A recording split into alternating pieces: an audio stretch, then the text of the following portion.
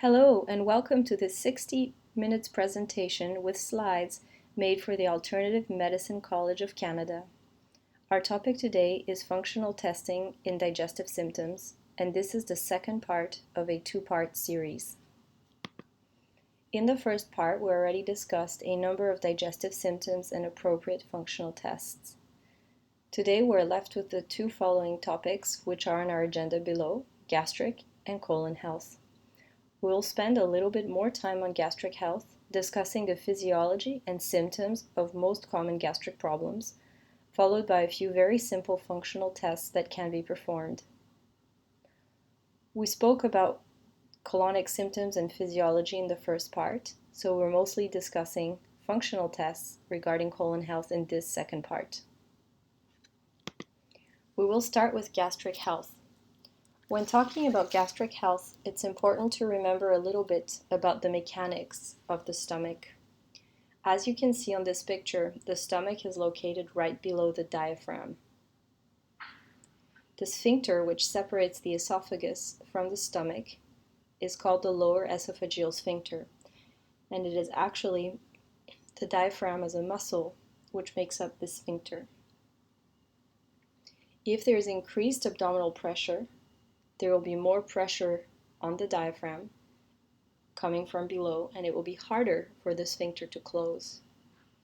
As such, in pregnancy, people carrying a lot of abdominal weight or people who slouch significantly can have the upper part of the stomach pushing against the diaphragm, which opens the sphincter and creates reflux or heartburn problems. If this situation persists for too long, we can develop a hiatal hernia, which can be seen on an X-ray, and is basically when part of the upper stomach moves through the hole where the esophagus is normally supposed to be, and this will further entrench reflux or heartburn types of symptoms. So although in this presentation we'll mostly discuss functional issues, one always have to think of mechanical issues when it comes to the stomach and make an appropriate referral to a physiotherapist for posture correction if necessary.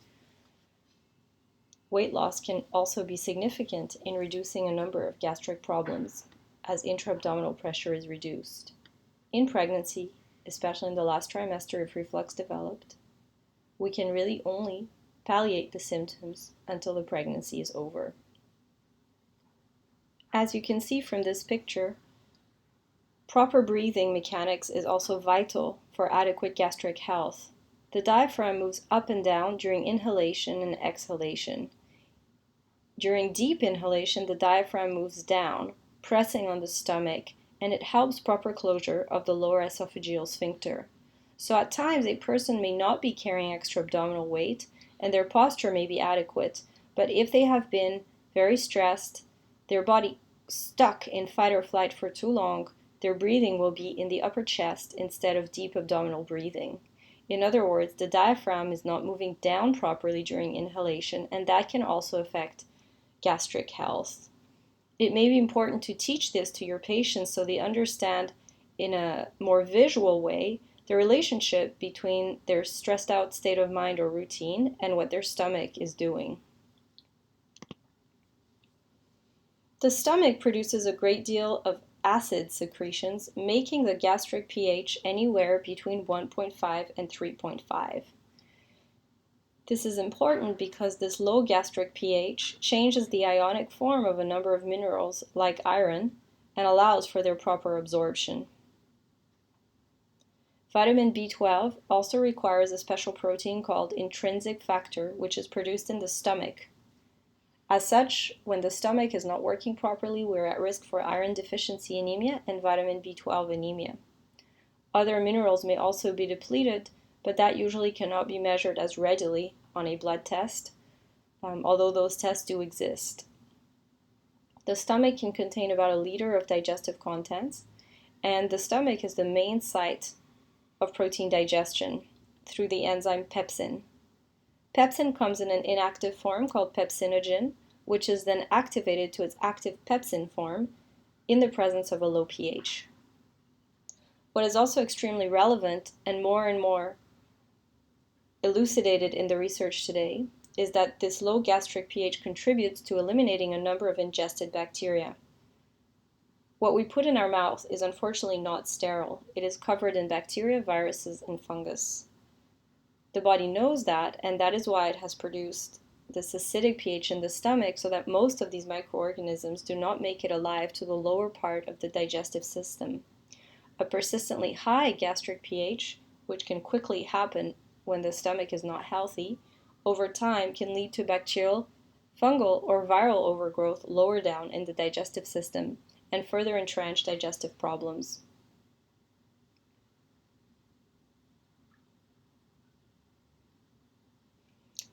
In order to not digest itself, the stomach also has specialized cells that produce a very thick layer of mucus on the gastric walls.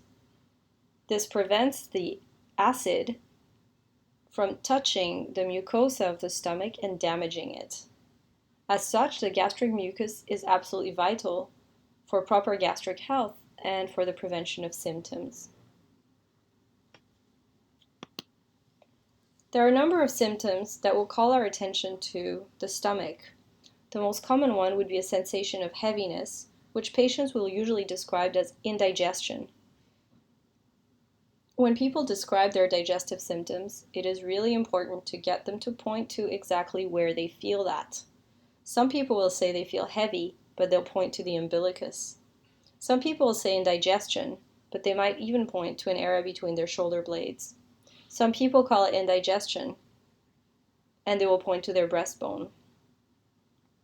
So generally, if it's the stomach, it'll be a sense of heaviness or indigestion at the epigastric area, or also called the pit of the stomach.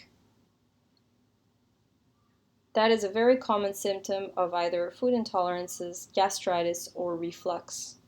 Reflux, commonly called heartburn, can also present as a sensation of heat around the pit of the stomach, or a feeling of heat that goes up from the pit of the stomach to behind the breastbone, or sometimes it's just a feeling of chest pain and heat around the breastbone. Sometimes they feel the acidity rising all the way into their throat with a great deal of salivation. Sometimes acid reflux really mimics cardiac pain, so they feel like it's their heart that is constricted and heavy. So when a person presents with these types of symptoms, and especially if they have other types of risk factors, or if the pain radiates down the arms, or it feels like a crushing kind of pain, it is particularly important to refer to their conventional practitioner to rule out the heart not doing well as a root for these types of symptoms. If the heart is deemed to be fine, we can then move on with treating our gastric symptoms. Gastritis occurs when we basically produce less mucus at the gastric mucosa. Now the acid is able to gradually erode the gastric mucosal cells, creating a superficial wound. Gastritis is usually diagnosed through an endoscopy. The gastroenterologist in that procedure will simply put a specialized into the throat and esophagus of the patient, who is of course sedated, and can look at the state of the esophagus and the inside of the stomach. If symptoms have been long-standing, it may be useful to refer your patient to get an endoscopy. That may be important because if heartburn has been long-standing, the esophagus, which is not equipped with that layer of mucus, can become more and more damaged, to a point that the cells start going through dysplastic or precancerous changes.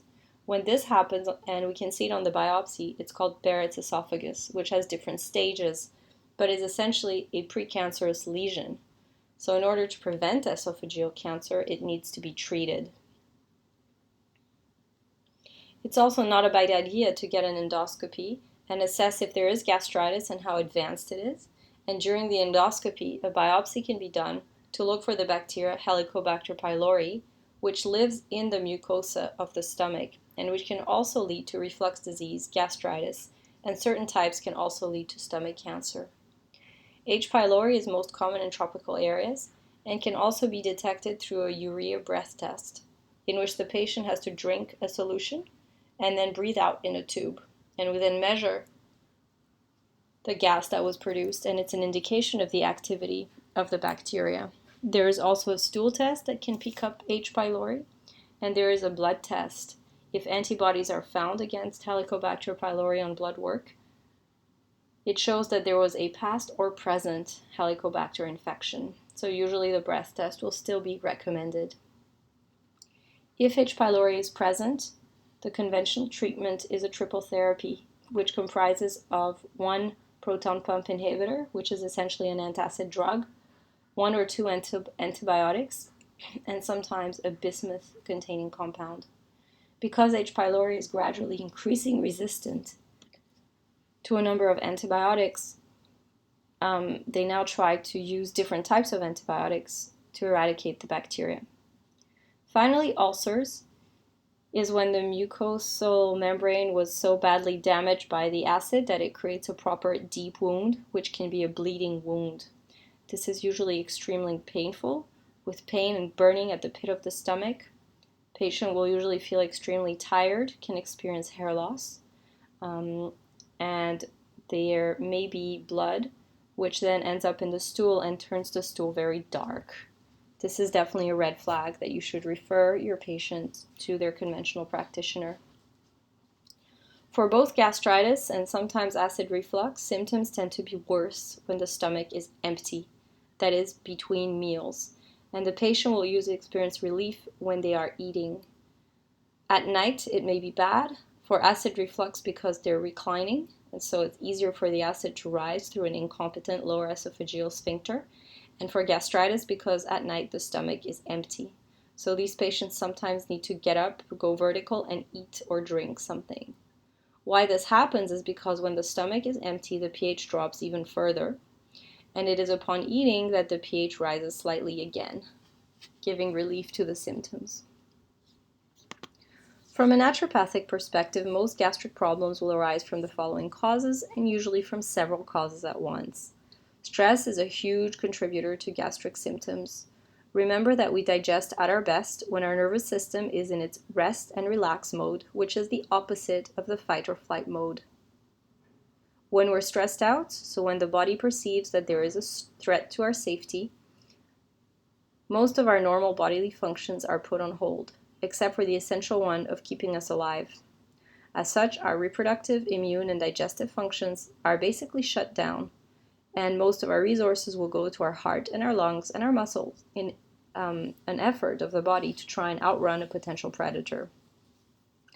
So when a person has been stressed out for too long and they've been in fight or flight mode for too long, which people do not always notice because we become quite addicted to our cortisol in particular, we do not have adequate production of our digestive juices, which is basically our stomach acid secretion, our gastric mucosal secretion, but also enzymes that are normally produced by the pancreas and released into the small intestine.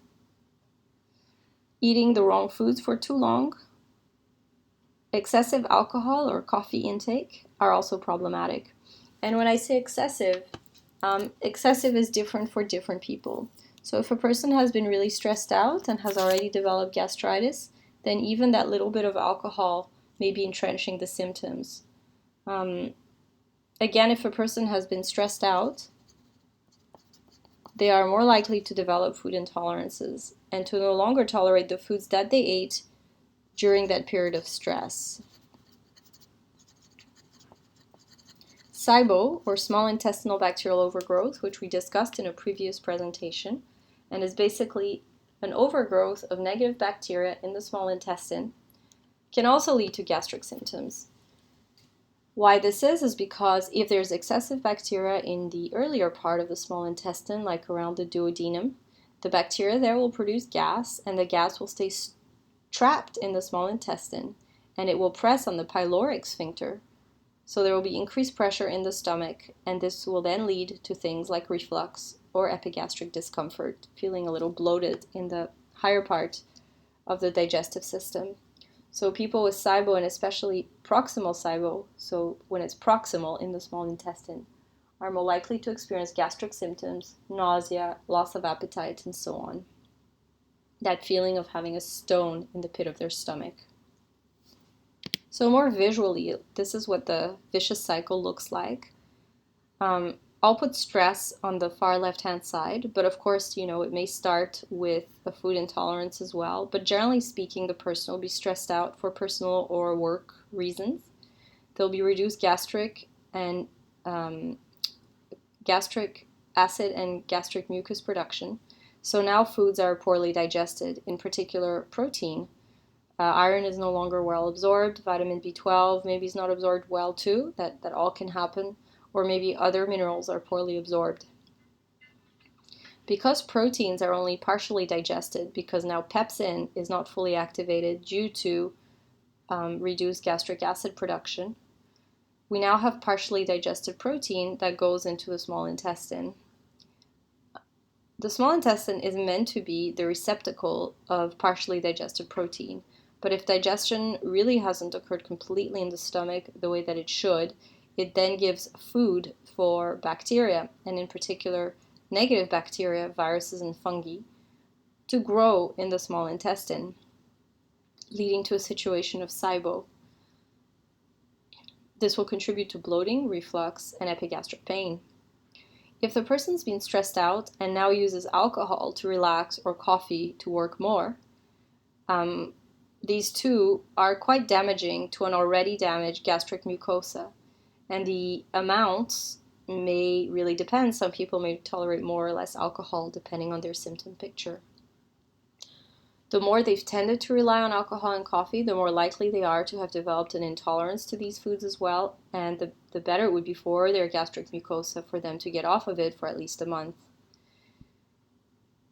In a stressed out state, when mucus and gastric production and acid production are already not great, if they're still consuming alcohol and coffee, it will just create more and more incomplete digestion, more and more bacterial imbalances, more and more symptoms, and of course, the higher the chance of developing a food intolerance, which will just make this whole picture a little worse. So you can see here that stress can indeed be quite a large contributing factor. Some functional tests can be useful to evaluate gastric pH and know where we stand in terms of our gastric digestion. So a better test would be to be able to do the Heidelberg test, where basically the patient is asked to swallow a capsule that is tied to a string. They swallow the capsule, and then we're able to see, after drinking a solution, how long does it take for the gastric pH to go back to its normal acidic state.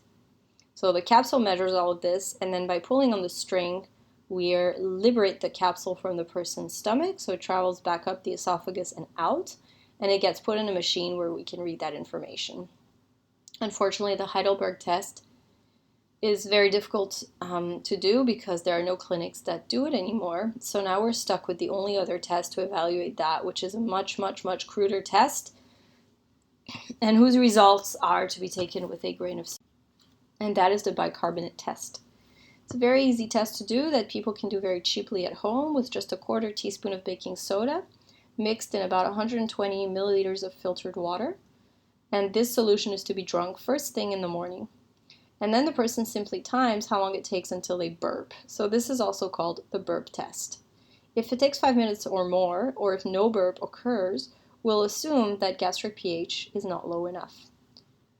This occurs because normally the stomach HCl would react with baking soda and produce gas. So if that gas is not produced fast enough, it means that the acid wasn't that acidic in the stomach in the first place. I would suggest that a person repeats this test over several days, just because it is a very crude test. So doing it once won't tell us much. So how to support gastric health? Remember our little schematic from a couple of slides ago. It is absolutely essential to help your patient manage their stress levels.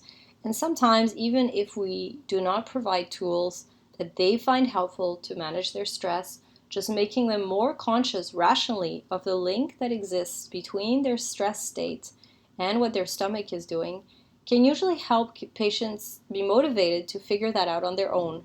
What does it take for them to relax? Changing jobs, developing more of a hobby, changing bosses, reducing their work hours, putting away their cell phone at night, not working before bedtime, getting a divorce. maybe any number of things, right? Depending on your patients. But if we think that stress was strongly contributing to the etiology of the gastric problems, it will be difficult to resolve it fully when the stress persists. It's also useful to teach patients that there is a certain inertia for most people between their mental emotional state and when organic symptoms develop. So for instance, a person may have been stressed for 6 months in a row, but now the stress has been resolved for 3 months already, but now they have stomach symptoms and they may find this weird. But actually tell them that, it takes a long time of overexposure to their own cortisol before some of these more organic functions of the body start responding in a negative manner. And the converse is also true. Once we fix the obstacles to cure and we change the environment in which the body is operating, it takes some time before the body starts fully healing itself, and that is also normal. It's good to emphasize that because sometimes patients will make difficult diet and lifestyle changes, and after a couple of weeks they still don't feel great. Most of them would have improved by then to a degree. But that's normal. It's not a magic wand. It takes a bit for the body to do all the work that's required. So stress management is absolutely key. Now, you want to figure out what are the foods that they're eating lots of, because those they've probably developed an intolerance to. So of course, the more common ones are gluten, dairy, eggs, and soy, but it can really be anything. So you can use certain tests like the IgG food intolerance test. Carroll testing is another one. Or just go through your patient's diet diary and get them to eliminate those foods very strictly for 2 or 3 weeks while reducing or stopping completely alcohol and coffee. And obviously, the more food you put in your stomach, the harder it has to work. So when the stomach is already weakened, you want to reduce your portion sizes and rich meals in general to give it a little bit of a break, just like you don't walk on a broken leg. So we do that for a few weeks, and then we also use certain nutrients to protect the gastric mucosa. Zinc, carnosine, and marshmallow powder, what they do is they stick to the gastric mucosa and in a way protect it from stomach acid. This is kind of similar to Pepto-Bismol, if you're familiar with that product.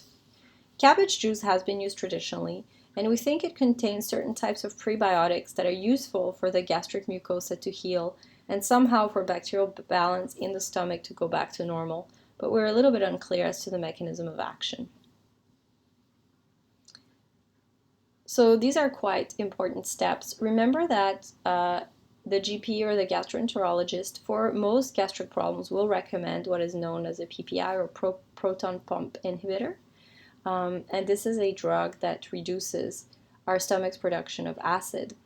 This can be really, really important if there is severe gastritis, if there is Barrett's esophagus, and absolutely key if there are ulcers. Sometimes the stomach needs a break from even the reduced acid that it's producing so the wound can heal.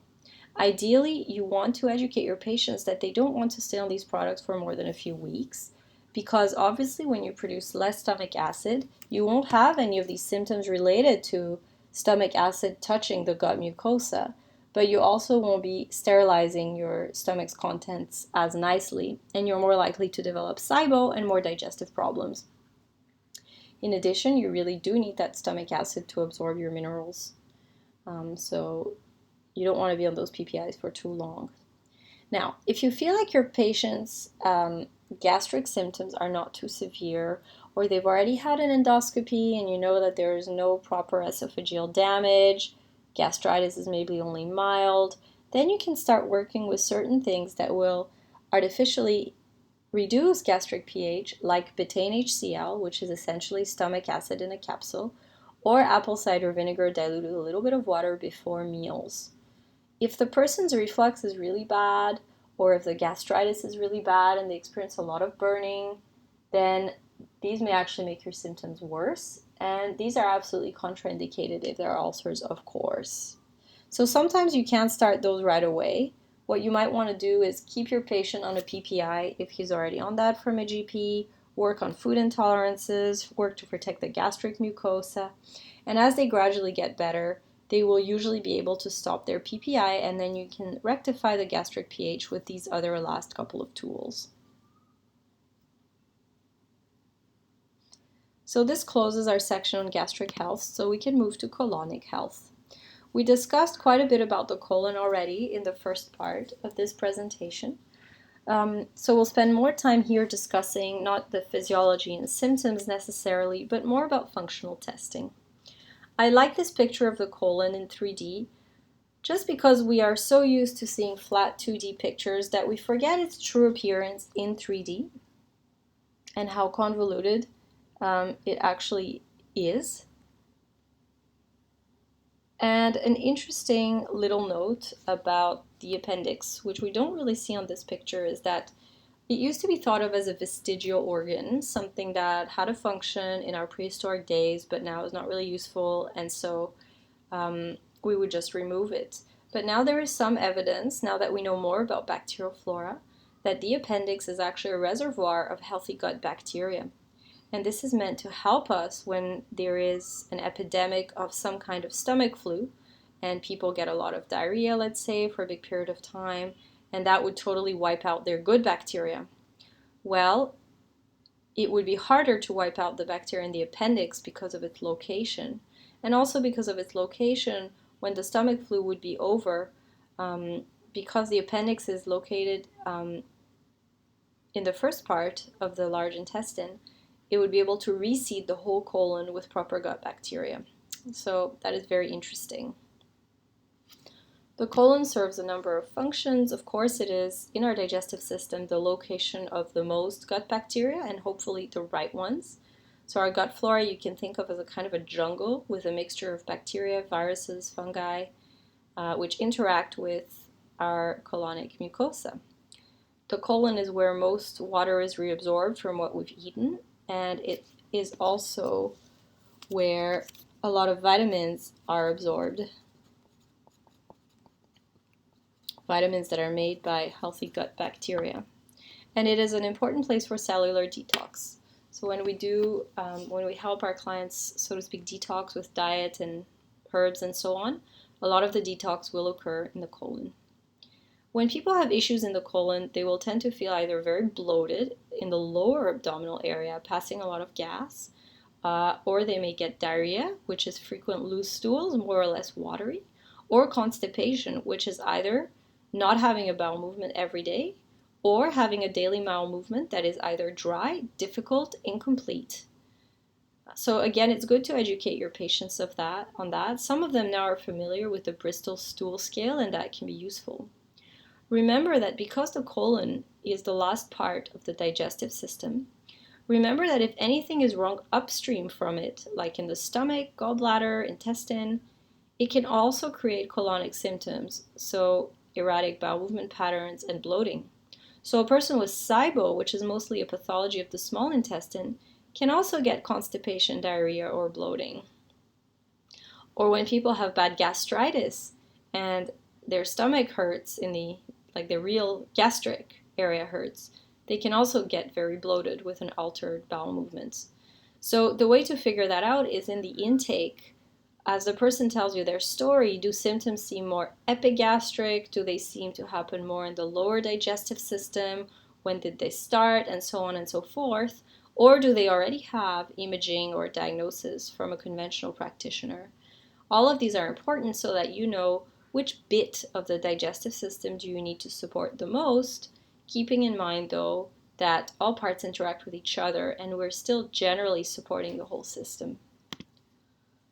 So how do we assess colonic health? If we need to use functional tests, we do have a couple available. Generally, they are expensive tests. So to answer the question when to use these tests, budget is unfortunately a huge piece of the equation. Assuming the person has the budget, and it's usually not covered by their health insurance, you can either do the testing at the beginning of developing the treatment plan. So one approach to this is thinking, if I've done the test, I've got all the information that I need, and I can therefore treat in a more targeted manner. Or the opposite, when the person has had a digestive symptom for a long time, and you've tried everything and nothing seems to help them enough, that is when you might do the functional tests to really figure it out. Or sometimes a person may not have much in terms of digestive symptoms, but they have another symptom which is not digestive, which is very stubborn. So for example, I will use these tests a lot in autoimmune disease, really bad eczema, because for a number of other illnesses, it all starts in the guts. And so taking a snapshot of that gut situation can be useful. We have two tests that are commonly used. One is called the complete digestive stool analysis, and the other one is called the GI map, and we'll be discussing those in more detail right now. The complete digestive stool analysis is a slightly older technology than the GI map. It's been around for some time. It's still quite expensive, around $500. It's done over 3 days, so the patient has to collect a stool sample 3 days in a row, and the stool sample needs to be refrigerated. So the person has to store their stool in their own fridge, which a lot of people are quite reluctant to do, but it's a test that can be done at home. It gives us a lot of information about bacteria, fungus, parasites, how the digestive system is doing, is there inflammation, is there occult blood in the stool. The way it tells us more about the bacterial profile is by culturing whatever microorganisms are found in the guts. Culturing means they take stool and then they clean it in a particular way, and then they see what grows on a petri dish with different types of nutrients. So on different petri dishes, they'll put different nutrients in a way of supporting the growth of various different bacterial organisms. And so that can be a little bit of a problem because some microorganisms are renownedly difficult to grow in a petri dish, like H. pylori, for instance. And also, although the stool sample is refrigerated, we're not entirely sure of what really survives in that environment from between collection and when it gets to the lab. So when we do these tests, we have some organisms that tend to be detected much more commonly than others. So again, you need to educate your patient that although they're paying a lot of money for this, we are limited by the technology. It's not a full picture of our bacterial microbiome, but it is a partial picture. And both the complete digestive stool analysis and the GI map really only tell us much about the bacterial health of the colon. They don't look for SIBO, they don't look for things that are not located in the colon. There's a caveat to that, which I'll get to in a minute. So when you do a complete digestive stool analysis, this is what the report looks like. It's sent to a lab in the US, typically. So of course we expect a great deal of bacteria to be there, and that is perfectly normal. And these are the bacteria labeled in the green zone here, which are called expected or beneficial flora. And the range is between NG, which is no growth, to a grade 4. So obviously for your good bacteria, you want to see a 3 or 4 plus for all of them. That would be ideal. There are some bacteria that will be labeled in green if there's a few of them, but if there's too much of them, they become our imbalanced flora, which is in yellow here. And then there are some bacteria which can go from yellow to red if there's too many of them, like Klebsiella or Citrobacter. So once you get this, you need to kind of study the kinds of bacteria that are in yellow or red and whether there's enough of our beneficial microorganisms. Then they will also culture for yeast, so different types of candida. Again, if they just find a little bit, it's considered normal. If there's a lot, and if they can also see it with the microscope, that becomes a problem and can contribute to a lot of digestive symptoms and things like recurrent yeast infections in the vaginal area or the oral area. Then in the 3 samples provided, they will look for parasites. And the way they do that is mostly by looking at the stool with a microscope from a trained pathologist. And they are looking for either eggs, adult parasite residues, or sometimes full parasites organisms, because they can also be unicellular. So for example, in this sample, blastocyst was detected, which is a very common parasite in the tropics and which can be normal and not create any symptoms because about 50% of the population has it. Or if the person's a bit run down and blastocyst is allowed to really proliferate, then you would want to try and reduce their numbers. Then at the bottom here, you see them testing for Giardia and Cryptosporidium, which are more serious types of protozoan infections. The top part here is more regarding how well our digestion is happening. So elastase is how much protein digesting enzyme do we have from the pancreas? Is there too much fat in the stool, which is what that fat stain is? Muscle fiber, like from the meat we eat, is there too many residues of those? Vegetable fiber from the veggies we eat, and are carbohydrates poorly digested? And again, it's pretty easy to understand their labeling system. Then they look at markers of inflammation like lactoferrin, calprotectin, lysozyme, white blood cell, and mucus. And the one that is conventionally most accepted is calprotectin. So if calprotectin is above 50, certainly if it's above 100, you need to refer to a GP or gastroenterologist because calprotectin tends to be very elevated in inflammatory bowel disease like Crohn's or ulcerative colitis or in certain types of colon cancer. So you definitely need them to work that up further if you find it on there. Secretory IgA at the bottom here is our first line antibody production against various food intolerances and microorganisms. If it's too low, it may be due to SIgA deficiency, which is a genetic condition, or it may be too low because it's been too high for a long time before, usually due to dysbiosis or bacterial overgrowth or just too many food intolerances. Short-chain fatty acids are normally produced by our good bacteria and are also found partially in our diet, and they're super important to feed our colonic cells.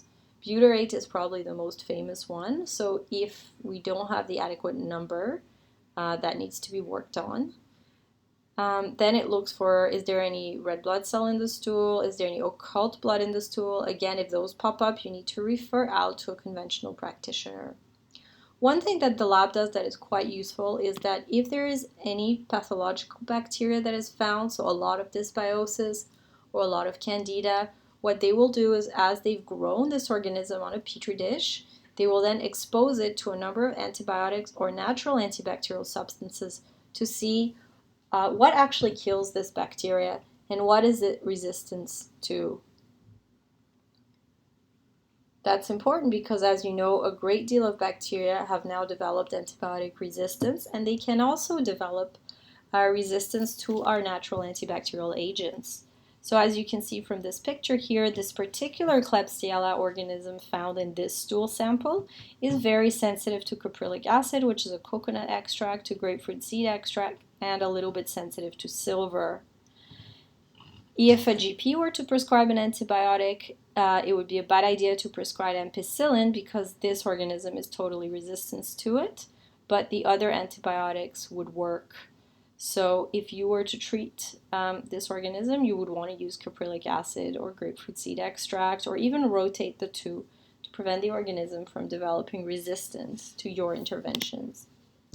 This candida organism on this sample was very sensitive to berberine, caprylic acid, and grapefruit seed extract, and also very sensitive to nystatin, which is prescription, and still quite sensitive to a number of prescription antifungal agents listed here at the bottom. So again, it's quite convenient because if you did caprylic acid and grapefruit seed in alternation with this patient, you might hit two birds with one stone and get rid of both Klebsiella and Candida, although both of these organisms can be super stubborn. Now, if your patient has a little bit more budget, you can run the GI map, which is about $1,000.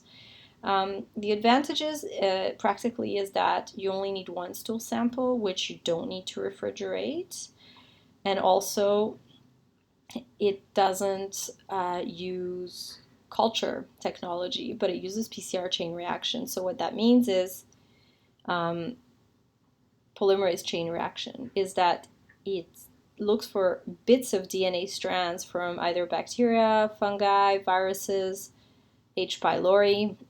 So it can tell you a little bit more about H. pylori shed from the gastric mucosa. And also, it doesn't matter if the organisms die in transport, because as long as the preservative is there to stabilize their DNA and RNA, then the machine can work with it, amplify those bits, and tell us what is the DNA signature that we find, and therefore tell us what are the organisms present in the stool. So at the present, it's a great snapshot of our bacterial flora. It can be a little overly sensitive. This is most of what the detractors of this method will tell you, because it can blow up just bits of DNA that maybe weren't associated with a problematic organism. Maybe the organism was dead, or maybe there was just a little bit, so your immune system could actually deal with it. So you do need to correlate with clinical symptoms, although the lab does attempt to give us a number above which these organisms are to be problematic. So for example, this is the first page of the report, and this page is exactly what is FDA approved and ran in American labs. Now this is for kind of like the ugliest pathogens that can be found in the gut, and that would usually give you significant digestive problems. So this person had, so the way you interpret it is, you see the number on the right-hand side, that is 1 to the power of 3 or 1 to the power of 4. That's what that little e stands for. And then your result is on the left-hand side column. So if you have anything lower than the normal or no number, that's great. And if it's higher, then it's a problem. But how to assess how problematic it is, it becomes problematic if it's one order of magnitude or several above the normal. So for example, here, enterotoxigenic E. coli, 9.21 times 10 to the 7, that is 4 orders higher than the normal of 1 times 10 to the 3. So that's really a problem. You would probably want to get the GP to prescribe antibiotics for that. If your GP recognizes the value of this test, which of course not many of them do. But here, for example, Cryptosporidium in the parasites is 5.26 times 10 to the 6, which is actually in the same power as the normal 10 to the 6. So although it may be a problem, in a way, I'm less concerned than the E. coli on this sample. So whatever comes up on this page is what you are to be most concerned about, and possibly refer out for treatment with antibiotics. Or you really need to bombard these organisms with your own antibacterial substances or antiparasites if you feel like your patient's GP won't support you there. Then it's kind of nice because it looks for the DNA of whatever Helicobacter pylori is found. And so that's the only place where it really tells you a bit more about gastric health. And H. pylori can have different protein on its surfaces, which we call virulence factors. So that's what BAB-A, CAG-A, DUP-A mean here. And some of those organisms are more or less associated with cancer. So apparently if it's CAG-A, you really need to treat it a bit more aggressively and so on. But here in this patient, so this was a patient that had terrible, terrible eczema that was unresponsive to most of her classical treatments. So I sent her to the gastroenterologist to get an endoscopy because she also had heartburn, and H. pylori came up strongly on this test, and because there is an association in the research between H. pylori and hives and H. pylori and eczema. Of course, the gastro really didn't understand that there could be a link between the two, but because he's a little bit GI map literate, he did agree to go ahead with evaluating the patient, still ran the urea breath test, still did a biopsy and endoscopy and so on. Then the second part on this page is more normal bacterial flora, so it would be the equivalent of whatever was in green on the complete digestive stool analysis. And then there's a whole page on opportunistic organisms, meaning organisms that are naturally found in small amounts, but when we're run down and our immune system is not doing great, due to stress or food intolerances, they're allowed to overgrow, which we see significantly in this person. And that tells you that there's a lot of dysbiosis. You'll probably need to do a lot of antibacterials. Maybe, if there's a lot of dysbiosis in the colon, you can probably assume that there's some amount of SIBO, because some of these bacteria will have crept up from the colon through the ileocecal valve in the distal small intestine. So there's a lot of work to be done here. Then it tells you more about yeast organisms. It tests for more than just Candida, but also a couple more, which you can see at the bottom here, like Geotrichum, Microsporidium, and Rhodotorula, and certain types of viruses. It looks for parasites, so it will look for both protozoa and larger parasites like worms, like your whipworm and your tapeworm. Obviously, if any kind of parasite comes up, blasto is a bit of an exception, but if you see a worm, or if you see Giardia or Entamoeba, you might need to use, again, the conventional practitioner to use prescription items. Blasto, it's a bit of a different one because it can be normal for a lot of people. If it's not too high, it may not be what's really causing a problem, but if there's nothing else and it's high and there's digestive symptoms, then you might want to treat with your anti-protozoal herbs. There are also markers of digestive efficacy here. So again, elastase comes up. Steatocrit is how much fat is found in the stool. Ideally, there shouldn't be much. If there is, it's usually pancreatic insufficiency, which is a problem. Beta-glucuronidase is an enzyme produced mostly by bacteria. So if it's high, it just gives our body a lot of inflammatory fuel, so to speak. Occult blood, again, if it's high, you want to refer out. Secretory IgA again. Anti-gliadin IgA is an antibody produced against gluten. So if the person's eating gluten and it's high, it might be a sign of a gluten intolerance, which you could either act on by having them go off gluten and seeing how they feel, or you could do the celiac blood work, or if they're due for an endoscopy anyway, they could do an endoscopy and look for celiac. So it just gives you a few action points. Calprotectin comes up. Again, if it's elevated, make sure that you refer this out. The person probably needs a colonoscopy or endoscopy. You don't want to be managing this alone. Zonulin right now, which you see at the bottom here, is one of our better markers for leaky gut or increased intestinal permeability. So it's a term that has really become more common in the lay public, but actually we're learning more and more about it. And there's a lot of people who 10 years ago would have said for sure they have leaky gut, and lo and behold, their zonulin is normal. So I think a lot of what we used to call leaky gut is, just food intolerance, dysbiosis, poor gastric health, and so on. The last part here tells you more about if Helicobacter was found to be positive. They look at its bits of DNA to figure out what is it resistant or sensitive to in terms of antibiotics. So you see here there's clarithromycin, fluoroquinolones, and this is information for the prescribing doctor which antibiotic is going to be most useful to eradicate H. pylori in this particular person. So whether you ordered the CDSA or the GI map, once results are back, there's a bit of a hierarchy.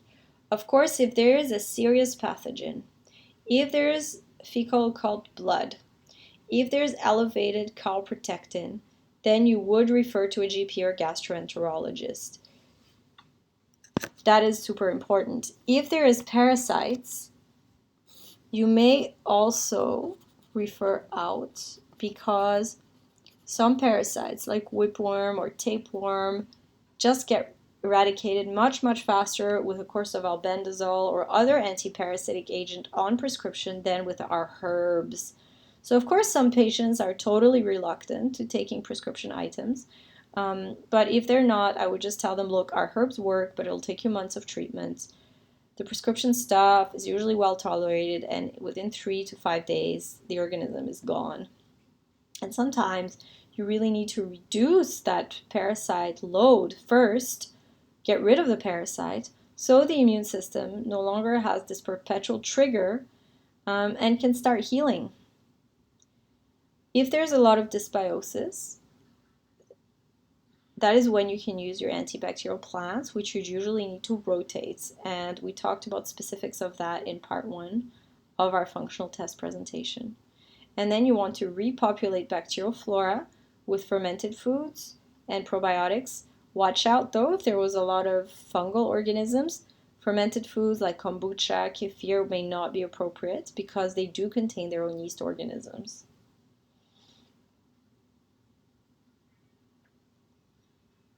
The probiotics that you use, again, the results of the stool test can give you a little bit more indication. Do they need more lacto? Do they need more of the healthy E. coli? Do they need more of the bifido? Then it's usually important to identify food intolerances because healing from dysbiosis, supporting the digestive system, all of that is very difficult if the person is consuming foods that rev up their immune system. And last but not least, to make sure that you really teach your patient about stress management. I had a patient who was labeled with IBS, and when we did the CDSA, she actually had terrible dysbiosis, she had blasto, she had fungus. She really wasn't doing well, and it was very, very stubborn until she quit her job, which was very stressful. And then almost everything in her digestive system normalized overnight. Most people will not repeat these functional tests due to budget. So typically you'd ask them to test again maybe 3 to 6 months down the line after treatments. But if they're feeling better and because it was so expensive and not refunded by insurance, they usually will not. But sometimes they will when things are not really improving, or if they're just that kind of person who wants that quantitative assessment. So this is the end of our presentation. So the take-home message here is that digestive symptoms are commonly seen in the natural practice. You will see it a lot. You need to know how to treat it. The nice thing is that digestive symptoms respond very, very well to dietary and lifestyle interventions. They respond much quicker than a bunch of other symptoms. So they're very rewarding to treat. For a lot of people, you are at the end of their line. They've tried everything. They've seen the gastro. They've been on all sorts of weird diets, and they come and see you as a last resort. And the good thing is that we can usually help them. And if we can't help them with our modalities alone, we can't find a good GP or gastro to work with that can use prescription items where we feel it's important. But ideally, you don't just want them to be on PPIs and that's it. Like you want the prescription treatment to fit comprehensively in your bigger picture approach that supports the ability of the body to regenerate. Remember that digestive symptoms can sometimes all look like colonic symptoms. So a stomach problem can still create loose stools. A small intestine problem can create bloating. A gallbladder problem can create diarrhea. So you really need to do a very thorough intake to understand where the main imbalance lies, because usually there is one organ that is suffering more than the others, but you still want to support digestion as a whole and in a general manner. Functional digestive tests can be useful in stubborn cases or at the beginning of treating a patient when you need a little bit more direction. So if they have the budget and you really want to delve into what's going on with their bacterial flora, what their inflammatory markers are doing, keeping in mind the CDSA and GI map can be interesting. The CDSA's biggest downside is that it's a culture, so it might not give you the full snapshot, but the GI map may be overly sensitive. So sometimes a person may have done the GI map and an organism pops up, but then when they go to the gastro and we try to culture this organism, it won't be cultured. And that leaves us in a little bit of a gray zone. But hopefully this presentation helped you understand functional testing and digestive symptoms a little bit more. We've now really come to the end of the presentation and wishing you a good rest of the day.